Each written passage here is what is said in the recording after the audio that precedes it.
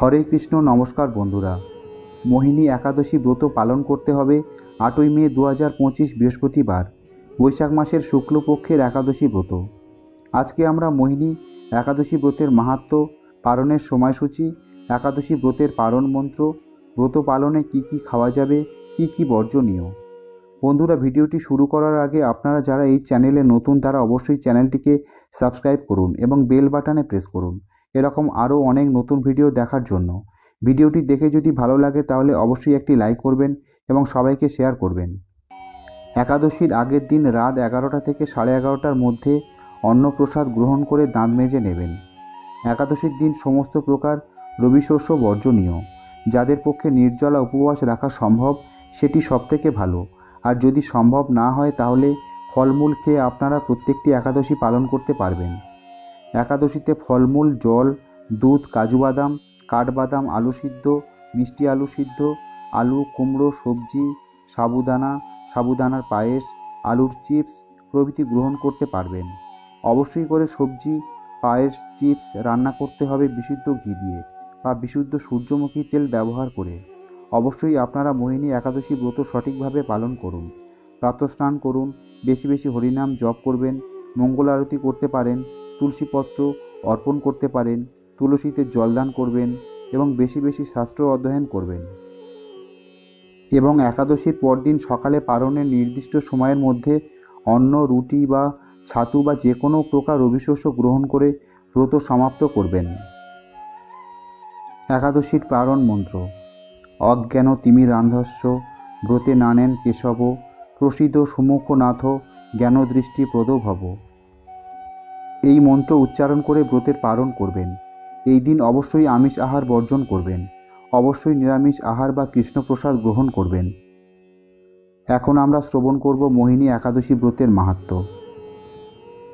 কর্মপুরাণে বৈশাখ শুক্লপক্ষের মোহিনী একাদশীর ব্রত মাহাত্ম্য বর্ণনা করা হয়েছে।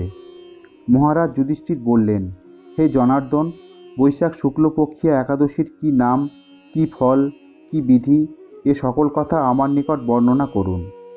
উত্তরে ভগবান শ্রীকৃষ্ণ বললেন, হে ধর্মপুত্র, আপনি আমাকে যে প্রশ্ন করেছেন পূর্বে শ্রী রামচন্দ্র ও বশিষ্ঠের কাছে এই একই প্রশ্ন করেছিলেন।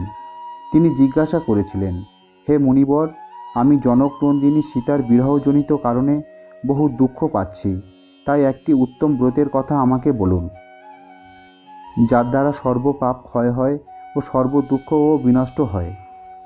এই কথা শুনে বশিষ্ঠদেব বললেন, হে রামচন্দ্র, তুমি উত্তম প্রশ্ন করেছ। যদিও তোমার নাম গ্রহণেই মানুষ পবিত্র হয়ে থাকে, তবুও লোকের মঙ্গলের জন্য তোমার কাছে সর্বশ্রেষ্ঠ ও পরম পবিত্র একটি ব্রতের কথা বলছি। বৈশাখ মাসের শুক্ল পক্ষিয়া একাদশী মোহিনী নামে প্রসিদ্ধা। এই ব্রত প্রভাবে মানুষ সকল পাপ, দুঃখ ও মোহজাল অচিরেই বিনষ্ট হয়। তাই মানুষের উচিত সকল পাপ ক্ষয়কারী ও সর্বদুঃখ বিনাশী এই একাদশী ব্রত পালন করা। একাগ্র চিত্তে তার মহিমা তুমি শ্রবণ করো। এই কথা শ্রবণ মাত্রেই সমস্ত পাপ বিনষ্ট হয়। পবিত্র সরস্বতী নদীর তীরে ভদ্রাবতী নামে এক সুশোভনা নগরী ছিল। চন্দ্রবংশজাত ধৃতিমান নামে এক রাজা সেখানে রাজত্ব করতেন। সেই নগরীতেই ধনপাল নামে এক বৈশ্য বাস করতেন। তিনি ছিলেন পুণ্যকর্মা ও সমৃদ্ধশালী ব্যক্তি। তিনি নলকূপ, জলাশয়, উদ্যান, মঠ ও গৃহ ইত্যাদি নির্মাণ করে দিতেন। তিনি ছিলেন বিষ্ণুভক্তি পরায়ণ ও শান্ত প্রকৃতির মানুষ।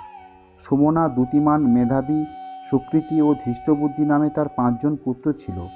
পঞ্চম পুত্র ধৃষ্টবুদ্ধি ছিল অতি দুরাচারী। সে সর্বদা পাপ কার্যে লিপ্ত থাকত। পরস্ত্রী সঙ্গী, বেশ্যাসক্ত, লম্পট ও দ্রুতক্রীড়া প্রভৃতি পাপে সে অত্যন্ত আসক্ত ছিল। দেবতা, ব্রাহ্মণ ও পিতামাতার সেবায় তার একেবারেই মতি ছিল না। সে অন্যায় কার্যে রত, দুষ্ট স্বভাব ও পিতৃধন ক্ষয়কারক ছিল। সবসময় সে অভক্ত, ভক্ষণ ও সুরাপানে মত্ত থাকত। পিতা ধনপাল একদিন পথ চলছিলেন। হঠাৎ তিনি দেখতে পেলেন ধৃষ্টবুদ্ধি এক বেশ্যার গলায় হাত রেখে নিঃসংকোচে ঘুরে বেড়াচ্ছে। তার নির্লজ্জ পুত্রকে এভাবে চৌরাস্তায় ভ্রমণ করতে দেখে তিনি অত্যন্ত মর্মাহত হলেন। এই কুস্বভাব দর্শনে ক্রুদ্ধ হয়ে তিনি তাকে গৃহ থেকে বার করে দিলেন। তার আত্মীয় স্বজন তাকে পরিত্যাগ করল। সে তখন নিজের অলঙ্কারাদি বিক্রি করে জীবন অতিবাহিত করত। কিছুদিন এইভাবে চলার পর অর্থাভাব দেখা দিল। ধনহীন দেখে সেই বেশ্যাগণও তাকে পরিত্যাগ করল। অন্ন বস্ত্রহীন ধৃষ্টবুদ্ধি ক্ষুধা তৃষ্ণায় অত্যন্ত কাতর হয়ে পড়ল। অবশেষে নিজের গ্রামে সে চুরি করতে শুরু করল। একদিন রাজপ্রহরী তাকে ধরে বন্দি করল, কিন্তু পিতার সম্মানার্থে তাকে মুক্ত করে দিল।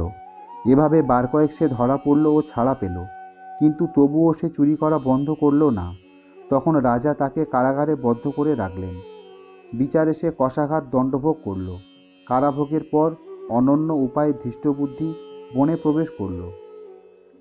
সেখানে সে পশু পাখি বধ করে তাদের মাংস ভক্ষণ করে অতি দুঃখে পাপময় জীবনযাপন করতে লাগল।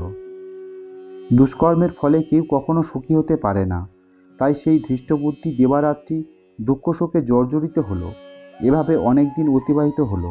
কোনো পুণ্যফলে সহসা একদিন সে কৌণ্ডিন্য ঋষির আশ্রমে উপস্থিত হলো। বৈশাখ মাসে ঋষিবর গঙ্গা স্নান করে আশ্রমের দিকে প্রত্যাবর্তন করছিলেন। শোকাকুল ধৃষ্টবুদ্ধি তার সম্মুখে উপস্থিত হলো। ঘটনাক্রমে ঋষির বস্ত্র হতে এক বিন্দু জল তার গায়ে পড়ল। সেই জলস্পর্শে তার সমস্ত পাপ দূর হলো। হঠাৎ তার শুভ বুদ্ধির উদয় হলো। ঋষির সামনে সে কৃতাঞ্জলি পুটে প্রার্থনা করতে লাগল, হে ঋষিশ্রেষ্ঠ, যে পুণ্য প্রভাবে আমি এই ভীষণ দুঃখ যন্ত্রণা থেকে মুক্তি লাভ করতে পারি তা কৃপা করে আমাকে বলুন। ঋষিবর বললেন, বৈশাখ মাসের শুক্লপক্ষে মোহিনী নামে যে প্রসিদ্ধ একাদশী আছে, তুমি সেই ব্রত পালন করো। এই ব্রতের ফলে মানুষের বহু পর্বত পরিমাণ পাপরাশিও ক্ষয় হয়ে থাকে। মহামণি বশিষ্ঠ বললেন, কৌণ্ডিন্য ঋষির উপদেশ শ্রবণ করে প্রসন্ন চিত্তে ধৃষ্টবুদ্ধি সেই ব্রত পালন করল। হে মহারাজ রামচন্দ্র, এই ব্রত পালনে সে নিষ্পাপ হল, দিব্যদেহ লাভ করল। অবশেষে গরুড়ে আরোহণ করে সকল প্রকার উপদ্রবহীন বৈকুণ্ঠধামে গমন করল। হে রাজন, ত্রিলোকে মোহিনী ব্রত থেকে আর শ্রেষ্ঠ ব্রত নেই। যজ্ঞ, তীর্থস্থান, দান ইত্যাদি কোনো পুণ্য কর্মই এই ব্রতের সমান নয়। এই ব্রতকথা শ্রবণ কীর্তনে সহস্র গোদানের ফল লাভ হয়। তো এই হচ্ছে মোহিনী একাদশী ব্রত মাহাত্ম্য। তো বন্ধুরা, এই বৈশাখ মাসে তুলসীতে জলদান করার অনেক মাহাত্ম্য রয়েছে। এই বৈশাখ মাসে প্রতিদিন আপনারা তুলসীতে জলদান করবেন সকাল থেকে বিকেল পর্যন্ত।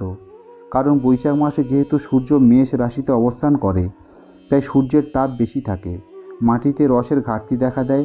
সে কারণে অবশ্যই বেশি করে তুলসীতে জলদান করা উচিত। তো এখন আমরা জানব মোহিনী একাদশীর তারিখ ও পরদিন পালনের সময়সূচি।